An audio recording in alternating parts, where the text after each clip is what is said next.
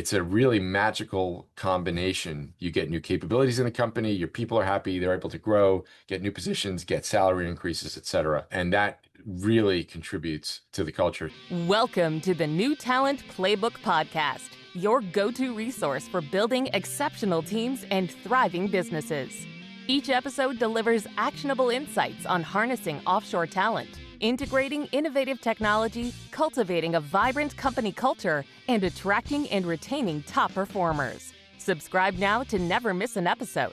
For more resources, visit the newtalentplaybookpodcast.com, where you can download this episode's free workbook designed to help you apply today's insight to your business. And now, here's your host, Rob Levin. So this is going to be an exciting solo episode of the New Talent Playbook podcast today.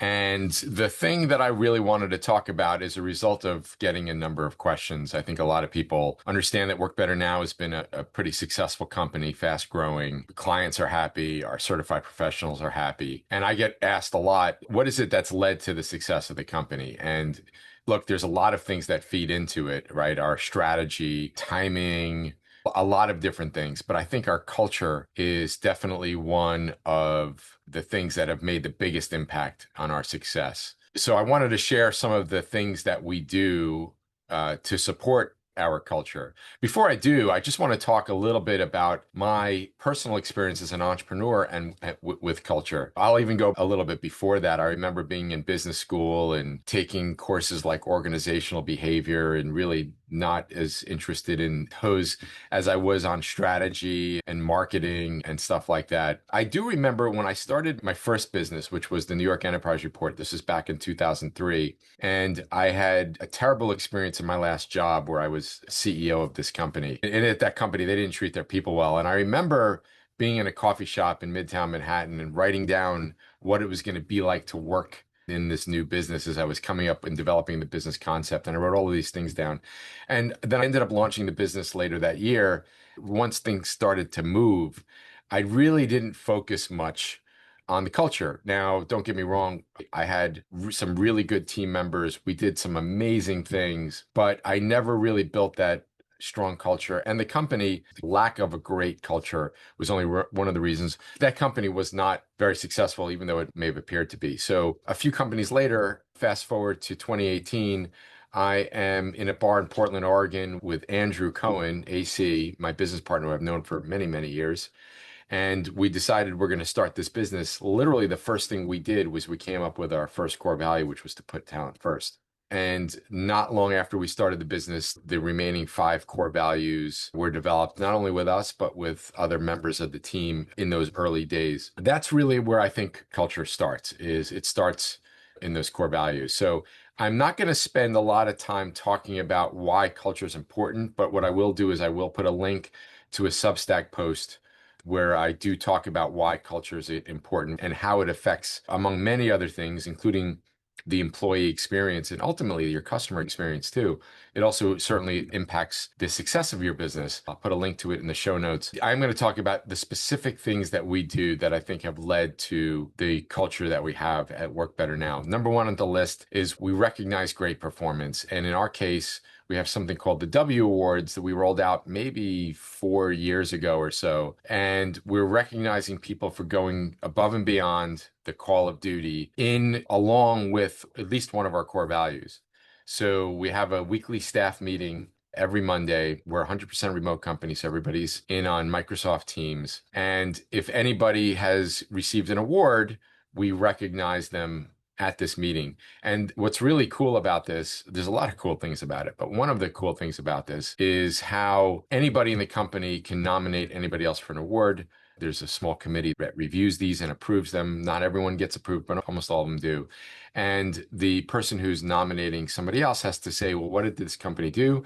And what core values were adhered to? There's a point in the meeting every Monday where we announce the winners of the award, and the person who nominated explains why this person got the award and also mentions the core values.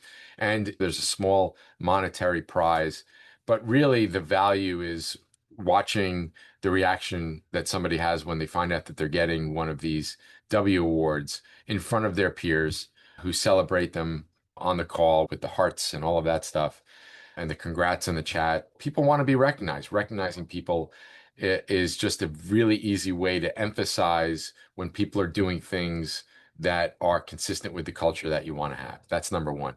Number two, also on those Monday meetings, not at everyone, but when we have a new employee, that new employee presents my story. There's usually like a presentation where they talk about them personally. It has nothing to do with business, where they're from, their family, maybe where they went to school, their hobbies, so on and so forth. And this is great because we are remote and there's no water cooler. This is a great way for everybody to know everybody else on a personal level. And there's more ways that I'll mention in a couple minutes. So my story is number two. Number three, we work really hard on clarity. This is really, really important, especially in a remote environment. A term I learned from Peter Guber, the famous entrepreneur. I took a class of his when I was in business school, and he had this term that has stuck with me for now over 30 years, mutual mystification, which is the way a lot of people go through life. And a lot of people work this way, where somebody tells somebody else, like, hey, I need this done. They don't really know themselves exactly what they want. And there's usually disappointment with the result on all parties. So we work really hard to avoid this and to have a lot of clarity. We do this in a number of ways. When you're a remote company, and I talk a lot about this in the book, in the New Talent Playbook, when you're a remote company, I believe you need to over communicate. That means communicating on video calls, backing that up with an email. And if there's any confusion as to whether or not something's understood, just go the extra mile to make sure that you do that. On top of that, we have a lot of clarity through our use of EOS, the Entrepreneurial Operating System. Whether you use that or not is not the important part, but everybody in the company has KPIs, usually more than one. Everybody in the company has rocks. These are quarterly projects. And on a weekly basis, we're reviewing these KPIs and the project status. This is just a simple way to have clarity. And I think that's a big part of the culture here, is that we avoid that mystification. It doesn't mean that things drop. Of course, things fall through the cracks. We don't always nail it. But by having the frameworks in place, it enables you to have that clarity, which helps drive results. And that has really become a big part of our culture. The reviews are in, and leaders are calling Rob Levin's new book a game changer. The New Talent Playbook, the ultimate guide to building your dream team, is now available, and it's your roadmap to winning the war for talent and scaling with total confidence. Don't just take our word for it. Order your copy today and see why it's a must-read for every SMB leader. Find it on Amazon.com or learn more at thenewtalentplaybook.com. We also do a number of in-person get-togethers, even though we're spread on 2 different continents, North and South America. We have people, I think, in about 15 different countries. So our leadership team meets twice a year, usually somewhere in Central America, Caribbean, that whole area. We meet twice a year to go over really strategic issues. In addition to that, there are get-togethers in a number of cities throughout Latin America. 80% of our team is based in Latin America. There are in-person get-togethers that the company sponsors. These have nothing to do, there's no work being done at these things. These are just get-togethers, dinners and happy hours and things like that. We love to sponsor, and we get the pictures. It's amazing how friendships have been built, not only within cities and regions, but cross countries with WorkBetterNow colleagues. And this is something that we've emphasized and supported once we were around, I think, for maybe 2 or maybe 3 years. Next on our list, number 5 of the 7 things that I want to share with regard to WBN culture is transparency, and talking about why we are doing things, and also enabling two-way communications throughout the company.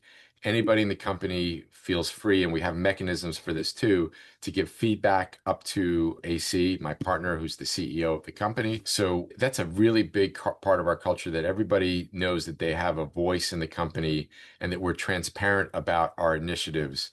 So it's a little bit more than transparency. We put it under the umbrella of transparency. That's a big cultural element. Nobody's like, hey, I don't know if I can go to Andrew, or et cetera. Everybody knows that everybody in the company is approachable, and some really good things come out of that, including feedback. Next, number 6 on the list is remote team bonding. This is something that the team started doing on their own, which was doing things like virtual happy hours, virtual talent shows, cooking contests, all sorts of stuff. The leadership of the company has nothing to do with this. This is all put together by the staff. Any support that we need to provide, of course, we will provide. And again, this is just another way, just like in-person get-togethers, of letting people who you spend a third of your weekday in a work environment. We spend a third of our time working with one another. These are great opportunities for people to know each other on a personal level. And these events have been going strong. So proud of my team for putting these things together. And these are very easy things to do. And, of course, if you're in person, they're even easier to do. But in a remote environment, these things are not that hard to do either. We do them right after work, and they're very popular. Last item, number 7 on the list of Work Better Now cultural practices, is our dedication to continuing education. We have something called the WBN Academy. We've had some starts and stops with that, but we're very big believers in continuing ed. And there's a number of reasons for this. In no particular order, first and foremost, the pace of change in business is probably 100x of what it was 10 years ago. Think about this in terms of software releases. So Microsoft used to come out with like a new version of Office once a year. You have AI companies now coming out with new releases every few weeks. Okay, that's just one example of how things are changing in business. Marketing tactics that worked just a few years ago no longer work. This is one reason for continuing education and why it's so important. Because if we're not giving our team the ability to acquire these new capabilities, how are we as a company able to compete at the level that we want to compete? And of course, continuing education has another benefit, which is your people have the ability to learn, and that's usually tied into internal mobility. You can learn new skills, and with those new skills, you can then grow within the company. It's a really magical combination. You get new capabilities in the company, your people are happy, they're able to grow, get new positions, get salary increases, etc. And that really contributes to the culture. So I'm not saying that culture alone has led to all of our success, but it's been a very big part of 2, and now we're coming up on 3 years of the Inc. 5000, close to world-class NPS score, all of those things that have led to our success. Culture is really a big part of it. I hope that some of these ideas resonate with you. I'd love to hear from you which ones have, or which ones may be challenging for you, or what cultural practices you have in your business that might be new to us that I can learn from and that we can incorporate into Work Better Now. Thanks, and we'll see you soon on the next episode. Thanks for listening. The New Talent Playbook podcast is brought to you by Work Better Now. Don't forget to review, subscribe, and download the workbook for this episode at the link below. If you'd like to connect with us, you can find us on LinkedIn at the New Talent Playbook Podcast or visit thenewtalentplaybookpodcast.com.